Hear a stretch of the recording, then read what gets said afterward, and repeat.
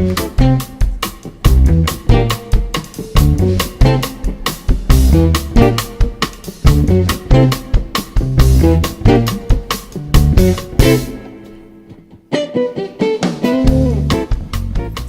Andrea Balsaña, licenciada en Comunicación Social y secretaria de Desarrollo Estratégico y Resiliencia de la Municipalidad de Santa Fe. Soy Fabio Ketlas, soy experto en gestión de ciudades y director de la maestría en ciudades de la Universidad de Buenos Aires.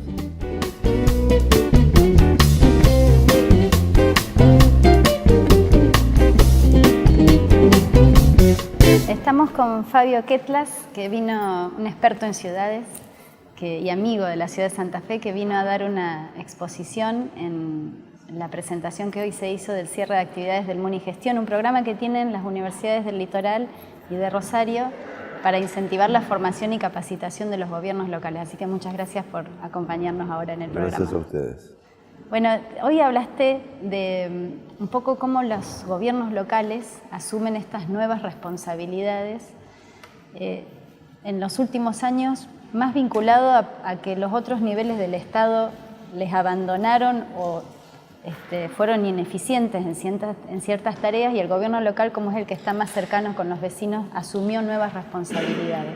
Pero ¿qué implica eso para los gobiernos locales o qué le exige al gobierno local asumir esos nuevos desafíos? Bueno, en realidad hay dos mecanismos por los cuales los gobiernos locales están creciendo sus competencias de manera regulada o de manera anómala.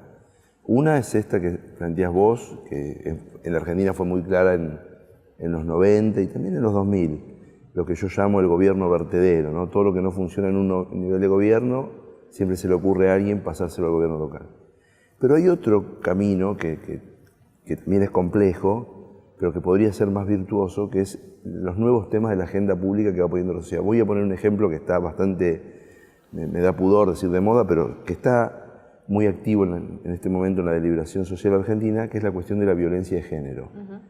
En la Argentina se han abierto decenas de oficinas locales de lucha contra la violencia de género.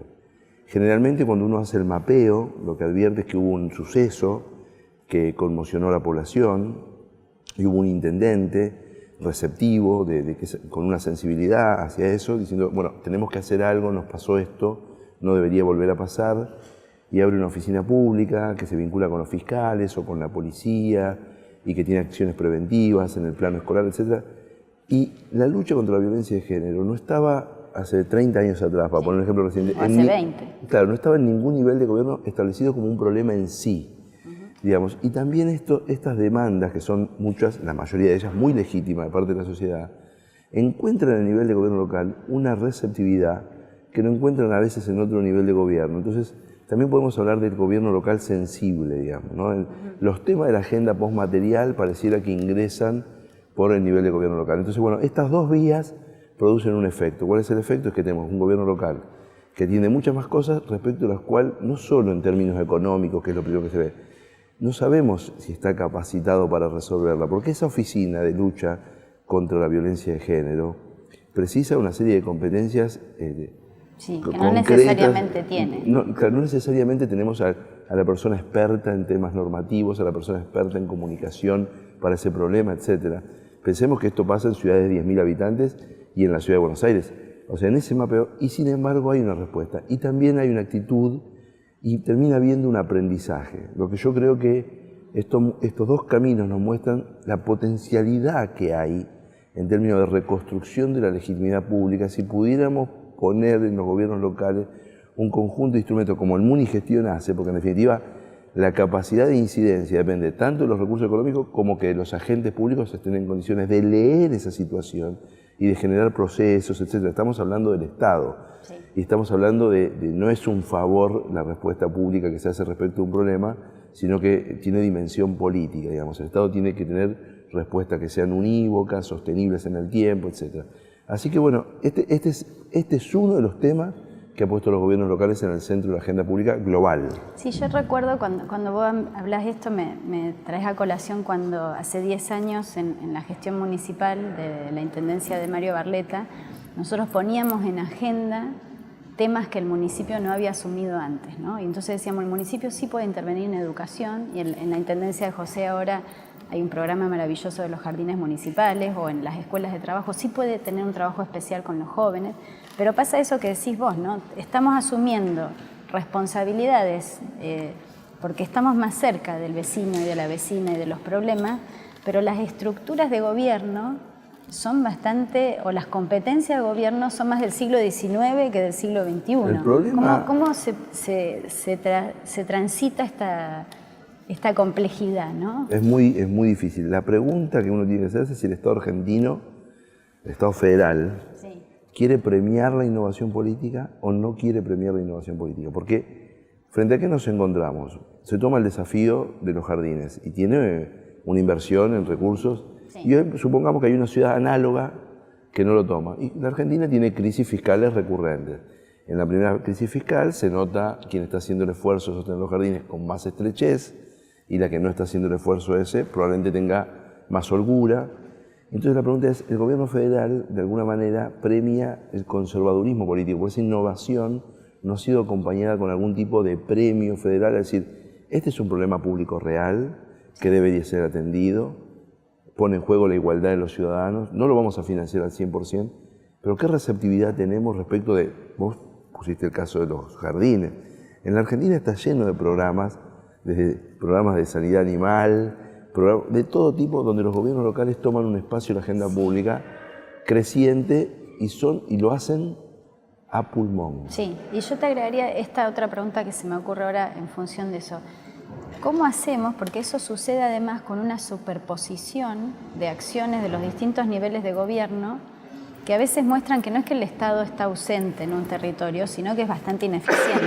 Cuando hicimos el programa de discusión en la ciudad sobre la estrategia de resiliencia, apareció muy fuerte en relación a las políticas sociales, por ejemplo, ¿no? Entonces, un reclamo de quienes están en las áreas sociales de que falta presupuesto, pero al mismo tiempo identificábamos que había muchos niveles del Estado y muchas jurisdicciones, y ni hablar si a eso sumamos las universidades, las organizaciones de la sociedad civil, que tienen acciones en el territorio, pero que no están coordinadas, ¿no? Bueno, lo que Entonces, tampoco aparece en ese lugar este espacio de los premios o del reconocimiento con presupuesto, con incentivos de algún tipo, sino que al contrario, ¿no? Se aparece en esta superposición. Lo que pasa es que si la lógica burocrática le gana a la lógica política, o sea, en la Argentina es muy difícil que alguien diga nuestro programa no ha funcionado durante 5 años, entonces lo vamos a disolver y los 40 empleados que trabajamos en este área, como no hemos cumplido con los objetivos, nos reubicaremos en otra área, etc. O sea, yo no he visto nunca un acta de esa naturaleza. Probablemente el problema persista, pero hay que aplicar otra iniciativa porque la iniciativa que hemos llevado adelante nosotros fracasó. Como eso no ocurre y el problema persiste, se crea otra unidad burocrática en algún momento con otra dependencia pretendiendo arreglar ese problema, que si también fracasa a los 10 años se crea otra unidad burocrática. Entonces llega un momento en que te pasa lo que pasa a vos y mira, en el gasto social, bueno, tenemos un programa heredado de los 90 que atiende tal cosa, otro programa provincial que atiende tal otra, etc. Y nuestra cultura política, y este es un tema muy importante porque en nuestra cultura política latinoamericana, nosotros no, como sociedad, no premiamos el acuerdo político. O sea, a nosotros no nos gusta mucho, y lo que voy a decir puede resultar irritativo a los que escuchan. ¿Por qué? No solo a los argentinos, en general, a excepción de Uruguay y Chile, a los latinoamericanos no nos gusta mucho que se pongan de acuerdo en la construcción de política. Premiamos mucho al político confrontativo, al político que denuncia esto, que denuncia aquello, y no tenemos una cultura que estimule, que le dé rentabilidad política al político del acuerdo. Ahora, ¿no hay en Argentina en los últimos años un reclamo de dejar de lado esas diferencias y sentarse a mirar los puntos en común por parte de la sociedad? Eso es pura galería. O sea, eso es lo que decimos en el bar. No se expresan los resultados electorales. Sí, es verdad. En los resultados electorales, y por eso existe la grieta, entre otras cosas, no por eso solo. Y como los políticos miden sus quilates, y yo también soy político, en cómo nos va en ese mercado, que es el mercado electoral. Entonces a los peleadores le va mejor que a los conciliadores. Y eso es un problema muy severo, ahora lo traigo de vuelta a lo que veníamos hablando, porque la necesaria construcción de un gobierno multinivel, sí, o sea, del enfrentamiento de enfrentar un problema de política pública con instrumentos de todos los niveles jurisdiccionales que vos tenés, Necesita del acuerdo. Necesita, o por lo menos de estándares burocráticos homogéneos, etc. Entonces voy a poner el caso tuyo, la resiliencia. Sí. Entonces pones el entrenamiento de agentes locales, claramente lo tiene que hacer la municipalidad por una cuestión de proximidad, pero las obras, algunas pueden ser municipales, otras pueden ser provinciales, incluso otras pueden ser nacionales. Pero más allá de eso, la actuación de seguridad en el marco de un proceso de crisis. La seguridad probablemente, los agentes sociales, etcétera, pueden ser locales, pero la seguridad es local provincial. Bueno, para que el resultado de resiliencia sea positivo, tiene que haber niveles de coordinación muy altos entre los tres niveles de gobierno en la crisis y previo a la crisis. Entonces ahí hay un punto que en el mundo, voy a decir algo un poco para indultarnos, los únicos que lo resolvieron bien en un contexto democrático son los europeos. El estándar burocrático europeo ha obligado a la coordinación burocrática más eficiente, más profesional. Es muy burocrática, pero tiene resultados. ¿Y eso tiene que ver con incorporar mediciones, indicadores, metas concretas en las políticas públicas? Eso ayuda mucho. Cosa que en los gobiernos locales de la Argentina hay poco, ¿no? Medir es muy importante en política porque si no medimos, toda discusión es de café. Y aunque uno dice, bueno, yo tengo este objetivo, solo si mido puedo saber si el instrumento me ha servido o no me ha servido y si mido adecuadamente. Porque hay resultados que no se pueden esperar a un año y que se tienen que esperar a 5, etc. Entonces, a mí me parece que la cultura de medir, de no tenerle miedo al dato, etc., de enriquecer el debate político desde el dato, hay que incorporarla. Ahora, no es lo único. Cuando yo digo las culturas burocráticas, ahí entran en juego muchas cosas, no solo medir, digamos, ¿no? Coordinar una burocracia de un territorio jurisdiccional donde el clientelismo es muy alto, con otra burocracia absolutamente técnica, ahí hay un problema también no solo de medir, digamos, ¿no?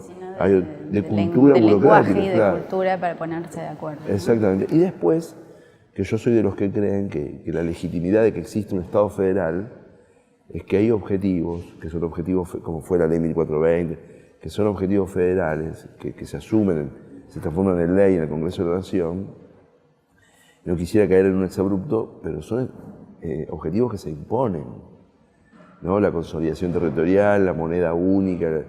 Entonces, si en una localidad o en una provincia hay un señor que entiende que yo en mi localidad no quiero que haya educación sexual integral, que es un ejemplo concreto que tenemos ahora, le tenemos que decir que la nación argentina entiende que es un derecho, esa educación es un derecho por parte de los jóvenes y su opinión es valiosa para el debate político, pero no nos es útil a nosotros para construir un país de ciudadanía homogénea.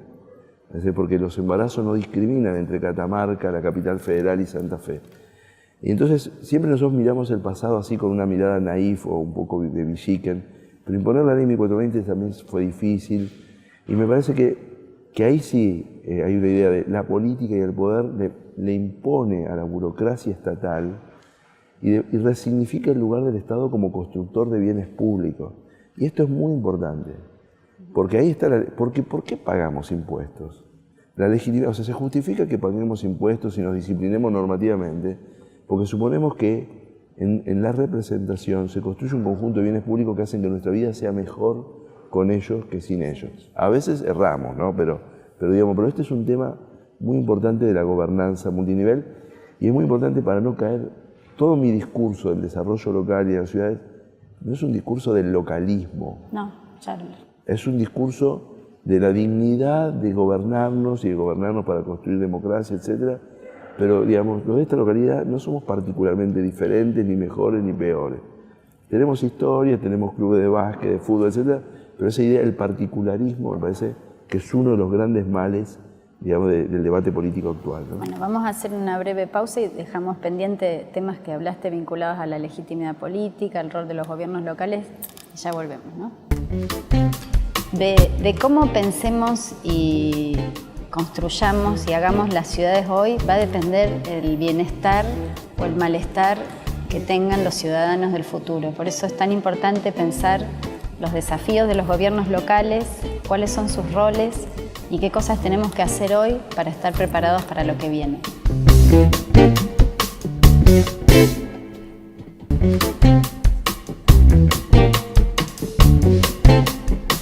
La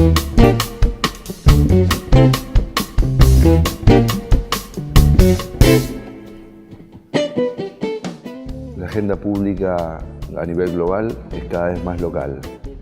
Las revueltas urbanas, los problemas de competitividad, los problemas de integración de las personas se resuelven con gobiernos locales activos y diligentes o no se resuelven. Bueno, retomamos la conversación, el diálogo con Fabio Ketlas. Vos señalabas el ejemplo de la ley 1420 como, bueno, que no debió haber sido sencillo imponer ciertas normas a escala federal, pero era un momento también donde los gobiernos locales tenían otro protagonismo, ¿no? Ninguno casi. Esto es importante decir. O sea, la nación argentina es una nación construida desde... Hay el libro Alperindongui, Una nación para el desierto argentino. Hay una élite que toma la decisión de construir la nación argentina con errores. Yo creo que muchos errores marcados por el revisionismo efectivamente fueron así. Una élite, como toda élite de ese momento, una élite aristocrática, una élite que repudiaba el pasado hispánico, etc., y que toma una decisión.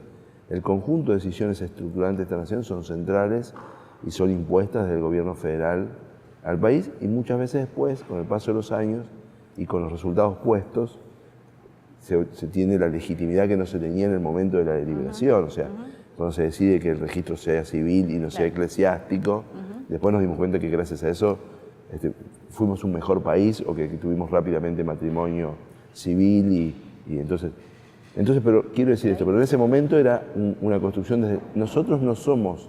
Esto es muy interesante, porque en Europa... Sí, o en Estados Unidos.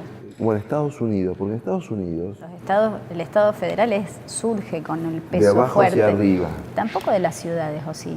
Bueno, las famosas 13 colonias, ¿no? Ellos cruzaron un mar bravo, porque el Atlántico Norte es muy bravo, para poder autogobernarse y para poder rezar como quisieran, y se escaparon de una monarquía absoluta. Entonces esos valores del autogobierno y del federalismo están en el ADN de los colonos. Y siempre una relación de sospecha con el gobierno, ¿no? El gobierno es lo mínimo que le transferimos para que funcione. Ellos son amantes de la comunidad, no del gobierno. De ahí viene lo de las armas, etcétera, ¿no? Le transferimos al gobierno y siempre sospecha sobre el gobierno. Pero acá tenemos otra tradición. Otra tradición. Es más, las ciudades, y sobre todo en nuestra zona, las ciudades se crearon por una decisión política, bueno, de una política nacional, migratoria, que era, claro. Bueno, en Santa Fe es la cuna de la colonización y de la inmigración, entre otras cosas, ¿no? Bueno, nosotros tenemos... Entonces nacen muy distintas. Nace muy distinta Santa Fe, capital, que Esperanza, Rafaela, otras ciudades, ¿no? Además, porque Santa Fe es una ciudad colonial en sus orígenes, pero el rol de las ciudades, así como miramos para atrás, ¿cómo te las imaginas de acá 20, 30 años? Mira, esto va a quedar grabado, así que yo digo siempre que entender el presente es tan complejo que vale la pena enfocarse en eso y no andar adivinando el futuro. ¿Viste? No somos cientistas sociales, no somos astrólogos. Hay tendencias. Sí. Vamos a hablar un poco de... ¿Hay tendencias? Sí. Hay una tendencia creciente a la gente a vivir en ciudades, sí, está muy constatada. Que hay un rango de ciudades que crecen más rápido, que son las medianas, y las grandes crecen más rápido que las pequeñas, es verdad. Hay una aceleración de la migración, es verdad. Y que todas las tecnologías relacionales que tenemos hasta hoy, el celular, por supuesto, la PC, etcétera, no han ido en detrimento del espíritu gregario, que siempre pensamos, cuando aparezca eso, ¿qué va a pasar? La distancia. Bueno. Pero la verdad que es difícil apresurarse, porque también empieza a haber rasgos de ingobernabilidad urbana muy potentes. Empieza a haber, cuando los problemas no se resuelven, como, o sea, es que el año pasado en Beijing, 2 días hubo asueto por polución. No me puedo imaginar cuánto es el PBI de 2 días de Beijing. Pero lo arreglan, porque 20 días no van a poder tener de asueto. O lo arreglan... Bueno, en San Pablo, en Brasil, San Pablo con el agua. Sin agua. Claro, con la necesidad. Porque si bien vos decís, bueno, no sos astrólogo, o no te querés arriesgar a decir cómo vamos a estar en 20 años, pero sí cómo nos preparamos a eso. Porque bueno, ese es un poco el concepto de resiliencia, es decir, bueno, yo cómo, sabiendo cuáles son los desafíos o las amenazas, las dificultades, los retos, ¿Cómo me preparo como comunidad, como ciudad, frente a cosas que ponen en cuestión hasta la gobernanza misma, ¿no? Es que yo ahí voy un paso más arriba. Ajá. En vez de preguntarme para dónde van las ciudades, que diría que hay muchas tendencias, hay una tendencia fuerte a la segregación económica y espacial, una tendencia fuertísima. Hay una tendencia muy, muy fuerte a la metropolitanización en términos organizacionales. Bueno, hay muchas tendencias. Ahora, yo en el caso argentino, y un poco como aporte, diría, me pongo más arriba. ¿Qué modelo de organización territorial nosotros queremos? Y resultado de eso, ¿qué conjunto, qué paquete, qué canasta de ciudades vamos a tener? Yo, por ejemplo, quisiera, si por mí fuera, si pudiéramos construir instrumentos, etc., que las 3 grandes áreas metropolitanas, Rosario, Córdoba y Buenos Aires, paren de crecer. Para que paren de crecer, tienen que crecer más las ciudades medianas y pequeñas. Para que crezcan más las ciudades medianas y pequeñas, tengo que ir a otro modelo fiscal e infraestructural para que pueda haber actividad económica en las medianas y pequeñas y dejen de expulsar. Sobre todo en el NEA y el NOA, que concentran el 85% de la migración interna. El problema ese no lo tenemos ni en Cuyo ni en Patagonia. Ahora, la Argentina hace un siglo que no piensa su orden territorial. Tiene respuestas espasmódicas. Dice, tenemos un problema que la Patagonia está vacía, que tenemos que hacer y hace algo. O tenemos un problema como en el NEA NOA que expulsa gente y vamos con el plan. Tenemos que tener un programa territorial porque la reconfiguración territorial mundial está en marcha. Dentro de 20 años vamos a tener 800 millones de migrantes. No van a dejar de venir a Argentina o van a venir porque nosotros le digamos vengan o no vengan. Digamos, es una tendencia mundial. Argentina va a ser un receptor neto muy grande porque tiene tradición receptiva, porque tiene espacios, porque tiene una legislación benévola. Yo soy absolutamente favorable, pero la pregunta que yo me haría es, ¿y dónde queremos que se queden? ¿No? ¿Dónde preferimos? Si le damos un premio que vayan a ciudades de 50.000 y menos, vienen los profesionales venezolanos. Sí. Y se instalan en el AMBA, en el Gran Buenos Aires. Y no tenemos médicos, ellos podrían desarrollar una carrera exitosísima en una hermosa localidad santafesina de 20.000 habitantes. ¿No? Y nosotros, el tipo ni sabe. Ahora, y el gobierno nacional no tiene política. O sea, más que para dónde van las ciudades, pensemos que el orden territorial no es un orden, no son dados. O sea, no es azar. Sí, pero ¿cómo? Entonces te cambio la pregunta, pensando, porque son preguntas que obviamente no tienen una sola respuesta. ¿Cómo se conjuga eso del mayor protagonismo de los gobiernos locales, pero las dificultades por la falta de competencias o recursos o dispositivos para tomar ciertas decisiones? Y además en temas que obviamente están muy lejos de la agenda pública, ¿no? Porque estos temas son complejos, aunque después lo sufra el que, por ejemplo, en el área metropolitana de Santa Fe, lo sufre el que hizo su casa en Rincón o en Arroyo Leyes, en una zona inundable, porque en esas localidades no había una precaución respecto de que no se construya en ese sector, y lo sufren, digamos. Y después tienen los problemas de traslado que hoy no son tan visibles, pero que cada vez más van a ser más visibles en la movilidad. Por ejemplo, el área metropolitana del Gran Santa Fe, ¿no? Entonces, ¿cómo se conjuga el avance en estas discusiones con una agenda pública que no necesariamente pone el foco en estos temas? Bueno, el problema más grave es algo que está implícito en tu pregunta, el problema más grave de todo. Que las mejores respuestas urbanas a veces son contraintuitivas. O sea, no son lo que uno intuitivamente piensa. Es el caso típico, es el de la movilidad, cuando estás con el taxista y dice, acá hay que poner una autopista. Entonces vos le tenés que explicar que no hay que poner una autopista. Él te lo dice de buena fe. Y es verdad que la respuesta es contraintuitiva, porque hay un atasco de tránsito y hay gente que cree que se resuelve con una autopista, y nosotros ya sabemos que más autopista estimula más el uso del auto y no arreglan el problema. Entonces, y es un problema grave porque en una democracia competitiva lo que opine la mayoría no es algo menor. Si vos haces algo contra el deseo de la mayoría, aunque sea la respuesta técnica supuestamente adecuada, enfrentás un problema de vulnerabilidad política. Y ahí hay parte del huevo de la serpiente de las políticas públicas locales. Yo creo, de todas maneras, que empieza a haber una dominancia de un discurso, que no diría académico, pero de un discurso conceptual, que va creciendo sobre todo en las grandes ciudades, acerca de entender por qué la densidad es importante, por qué la gestión ambiental es importante, etcétera, sobre todo en jóvenes que viven estos temas con otra sensibilidad también. Yo digo que entre generación y generación, volviendo a la política, lo que hay es un cambio de sensibilidad. Muchas veces. Yo cuando era chico, me da un poco de vergüenza decirlo, pero la gente de mi edad lo va a entender, nosotros jugábamos con los animales bastante cruelmente. Eso sería inaceptable para los chicos de hoy. En 40 años ha cambiado nuestra... Y esa nueva sensibilidad, que es un enriquecimiento que hemos tenido, nos permite ver el mundo de una manera diferente. En políticas públicas, entender la convivencialidad, entender la gestión urbana, es adquirir una nueva sensibilidad. Lo que está pasando hoy en Buenos Aires con el tema de si el transporte público tiene que entrar o no a Nordelta, remota a esta idea, bueno, esto, que es un problema que tiene un montón de aristas, y yo no quisiera caer en ningún cliché, pero lo que digo es, también la centralidad de los gobiernos locales y resolver los problemas de la vida cotidiana de la persona implica una nueva sensibilidad política, donde los grandes relatos deben, si existieran, que yo creo que cada vez existen menos, deben materializarse en metros cuadrados de espacio verde por habitante, cantidad de emanaciones producidas, etc.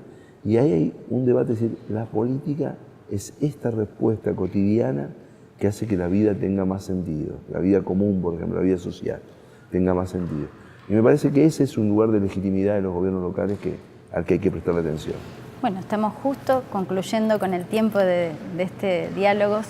Te agradecemos, Fabio, estos minutos y nos han dejado más preguntas abiertas que respuestas, pero esa es un poco la idea, ¿no? Que pensemos desde qué lugar los gobiernos locales en todo caso pueden recuperar esa legitimidad o fortalecer esa legitimidad política, finalmente para que vivamos mejor, porque de eso se trata. De eso se trata.